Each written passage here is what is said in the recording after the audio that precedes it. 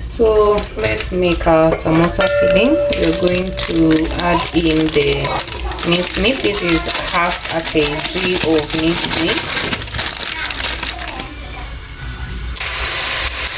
So we'll add in our minced meat and then keep stirring so that you don't have a large chunks of minced meat. We want it to be as crumbled as possible. So I'm going to keep stirring and let it cook with its own juices, and then as it cooks with its own juices, I'm going to add in some spices. So I'm going in with a teaspoon of basil, and then a teaspoon of curry powder,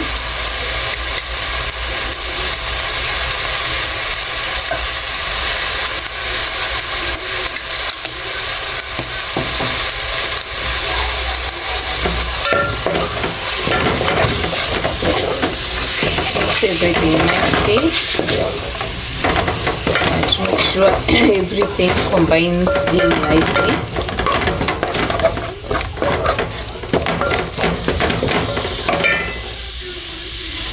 Then I'm going to be having a teaspoon of ginger powder,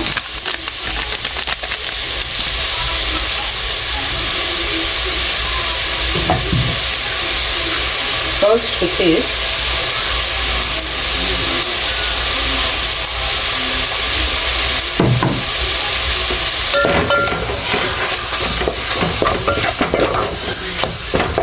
and a tablespoon of garam masala. So these spices are optional. You can put whatever spices that you love. So these are the spices that I have at hand in my kitchen. So play around with your spices. That's a tablespoon of garam masala.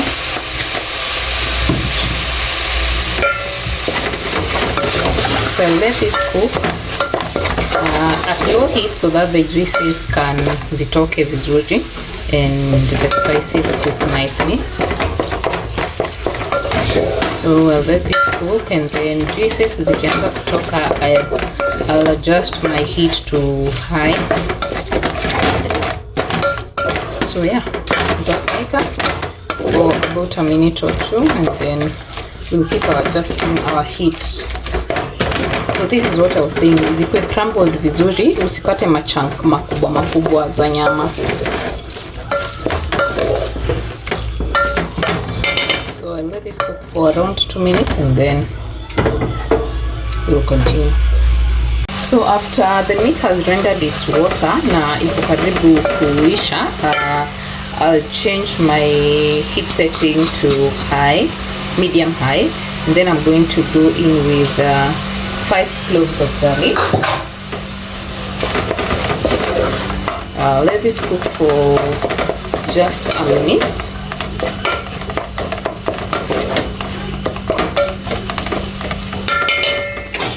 You let that cook for just a minute before adding the rest. So after a minute, I'm going to go with like 3 medium-sized red onions, or using the pulp or whatever, and some spring onions. Stir nicely. And now reduce my heat to low a little bit because I don't want my meat to stick at the bottom. So let my onions wither for like 30 seconds before I add in some oil.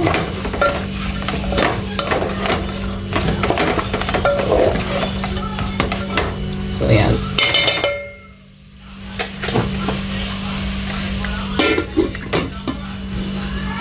So I'm going to go in with just a little bit of oil just to make sure that my meat doesn't stick. Don't put a lot so that your meat don't become soggy, especially in the pocket. So I'll stir and let this cook down again for another minute. So at this point, unafaa ku check on your seasoning. If you are okay with it, if you're not okay with it, unaongeza whatever you like. So I'm now checking into my seasoning.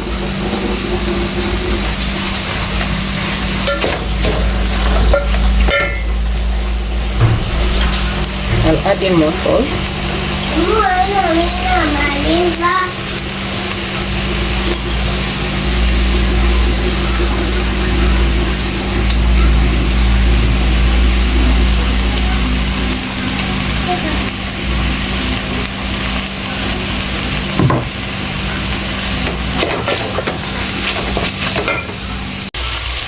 Finally, we are garnishing it with dhania, and our filling is done. So we're going to let this cool, and then we stuff it in our samosa pockets. So yeah.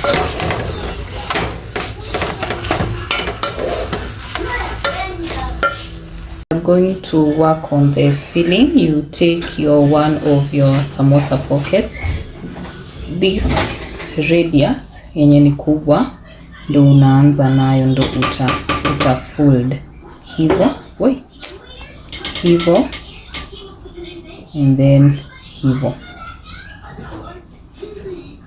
You make sure imefoldika, hakuna any opening. Juu ukipata opening ni mafuta itaingia ndani, kumaanisha itakuwa impasuka.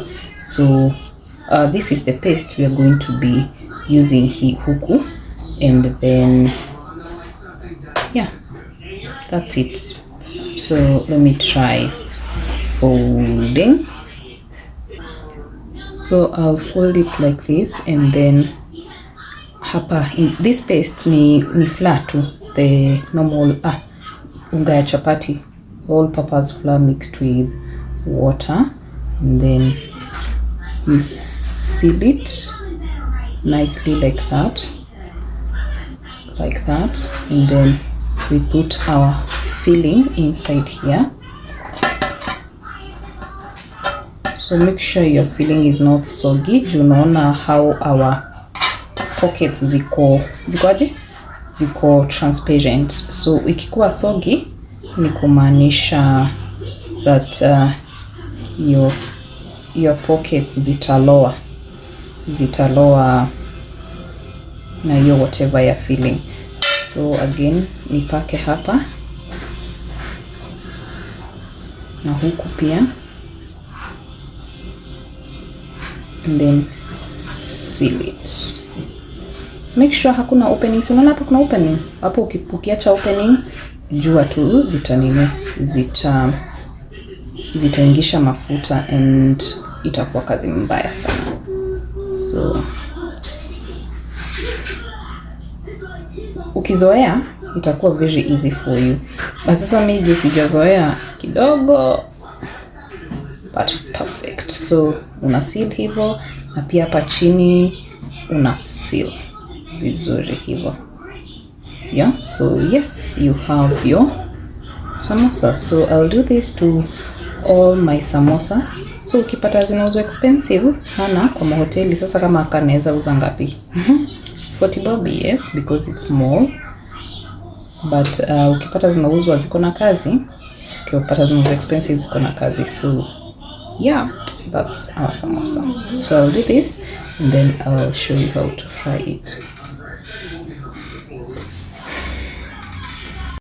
So for the frying, it's quite easy. You only need hot oil, and then we'll just dip in the samosas. It's not a must to deep fry them. You can also decide to shallow fry them, but I don't want to turn them over and over, so I'm just going to deep fry them until they are a nice color. Yeah, so don't crowd them in your pan, just put enough that we'll be able to kutoshea kwa pan yako. So you just turn them until they are nicely kakalaka kenye utapenda tu, alafu inatoanga tu bubbles. So I'll show you. So you turn them to the other side until upate kakalaka naenda kukua brownish. That's when you know they are fully done. So make sure you seal all the holes in all the openings in your samosas, sababu ukikosa kuseal itaingia mafuta ndani and you will not love your samosas.